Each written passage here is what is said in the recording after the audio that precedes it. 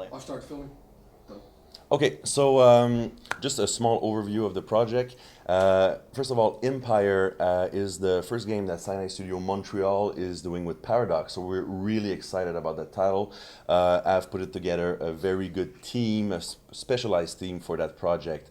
We are all huge Dungeon Keeper fans, so we are really excited about that. Empire is taking place in the world of Ordania from the Majesty franchise. And it's the first time in the Majesty universe that you can actually play the bad guys. So we are really, really happy about that because it's good to be evil. Empire is a dungeon management slash RTS slash RPG type of game. We put it together a lot of things that we really like into those kind of game into a nice little package there. In the game, in a nutshell, you play the role of a major demon that got summoned to the world of Ardania, and that demon actually was summoned by a very, very sketchy sorcerer. He's not good at all, and he kind of messed up. And you end up, instead of being a 12 feet tall demon, you're a small impish demon. So you're quite pissed off about that fact. The things that we are really excited about Empire are pretty much the first of all the possibility to go outside your dungeon. So basically, you can go to the surface, you can raid places, and also you can go outside the dungeon around, like in the areas around the dungeon, to do all sort of different things. You obviously can dig halls, build rooms, craft items, place traps around your dungeon to protect the dungeon from the heroes that's going to come plundering your dungeon. So afterwards, you can also, another thing that's really cool, the demon that you're controlling, Vale, can level up during the campaign mode, and also during the multiplayer mode you can level up, and you can choose different paths. For instance, you can become a sorcerer type demon, and you can become a warrior type demon, and also a commander type. Obviously, these three different paths have different gameplay possibilities. We have an in-game store where you can actually buy different type of DLCs.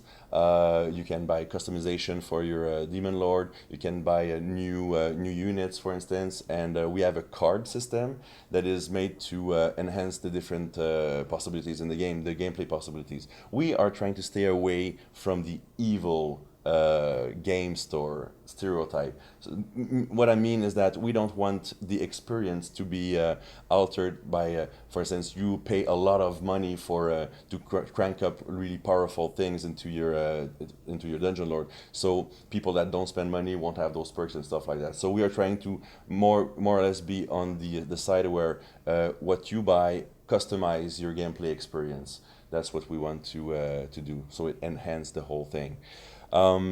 We are also focusing on multiplayer for that game, so it can be up to 4 players at the same time in multiplayer mode. To do that, we decided to split all the units that you will have during the campaign mode into 2 clans. So the first clan is the fiends, which are pretty much the creatures and the monsters, and the other clan are the soulless. The soulless are undead and demonic type of units. So without any delay, I'm gonna start showing you a little Empire action. I'm gonna go straight to scenario 1.4 to show you a bit of how it is done. So I'm just gonna go over a little bit what's going on. Here we have the sorcerer that summoned you, Oscar, and he's wanting you to be searching for the dust of broken hearts. It's something that you have to do during the gameplay of that scenario at that point in the game, and you need to kidnap an archaeologist to find the dust of broken heart in the forest that is surrounding the dungeon. This is Baal, in his little impish form. So I'm just gonna skip very fast the dialogue here to show you how the gameplay is. So in the game, everything is controlled with a contextual menu. So when you click on something, you have a radial menu around. So basically, all the possible action with the units or with the rooms or anything basically is always at your fingertip that way. So what I'm going to do right now, just to show you, I'm going to create another minion worker to help me out. And at that scenario, some rooms have been already destroyed by some heroes, so we need to repair them. So I'm just going to assign minions to repair the rooms. So they are doing their little magical dance. A little bit like Disney Fantasia. I went to add brooms dancing.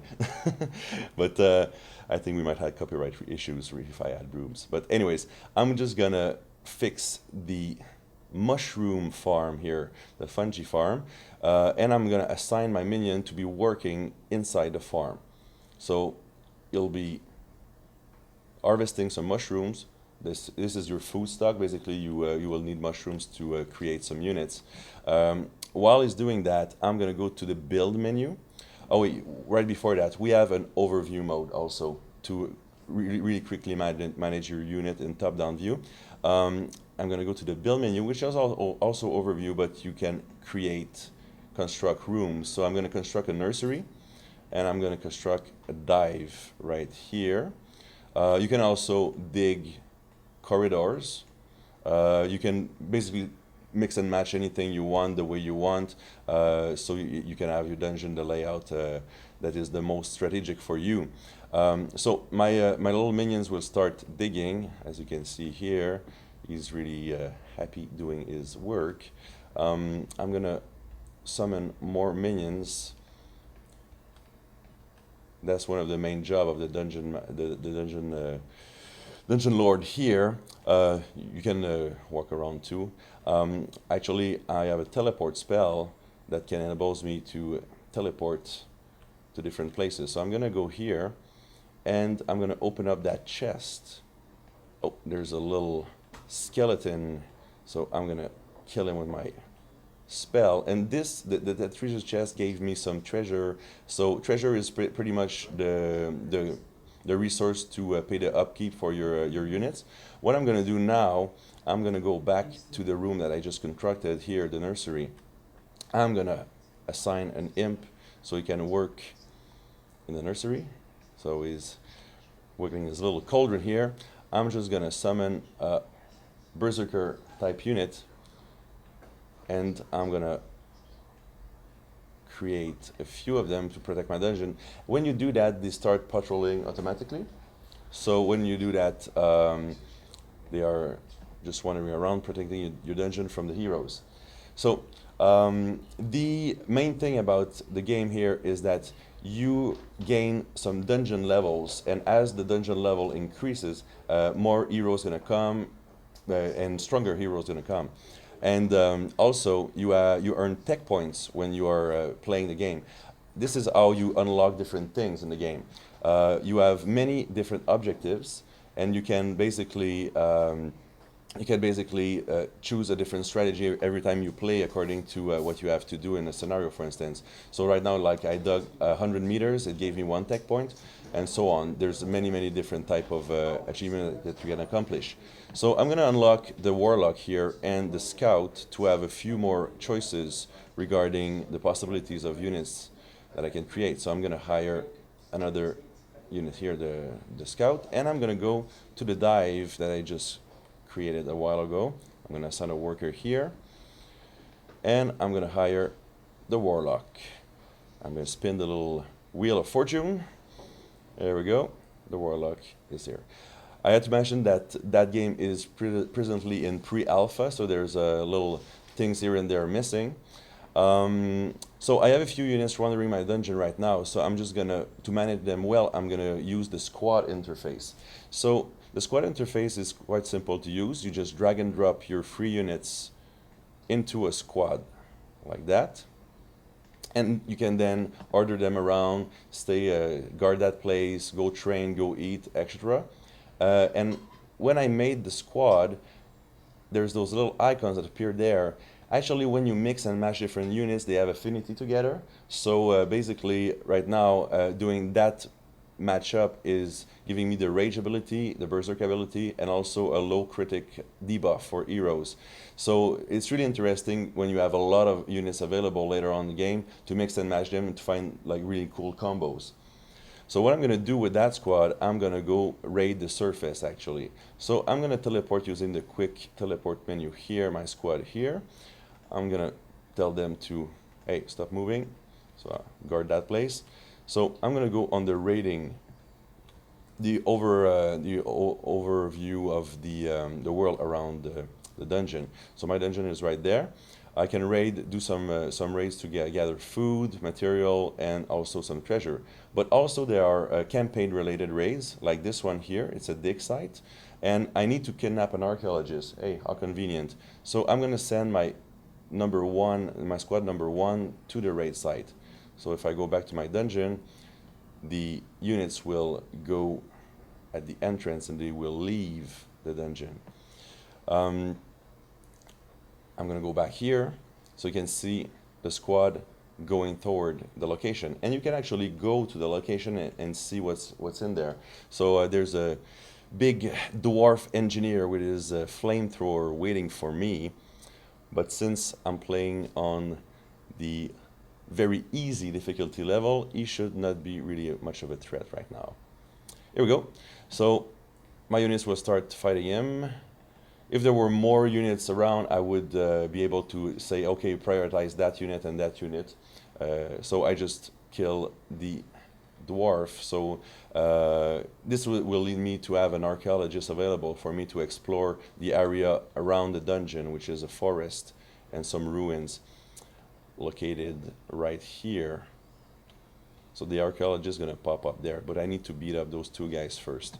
So my squad is heading back home right now, and I'm going to have some little campaign related stuff happening here. Here we go. I convinced the archaeologist. So he's waiting for me here. What I'm going to do right now is, actually I have heroes that is in my dungeon right now, so I need to fight them. So I'm just going to take care of that guy here. Easy buy, good. So I'm going to take my squad and my dungeon lord to fight these two guys here. So I'm going to teleport my dungeon lord and my squad number one so they can take care of those two raids. Here, voila. Here we go. So I'm going to take these units and I'm going to go escort the archaeologist right there. So this is basically an escort mission. When you go outside the dungeon, it becomes more of a RTS type of gameplay.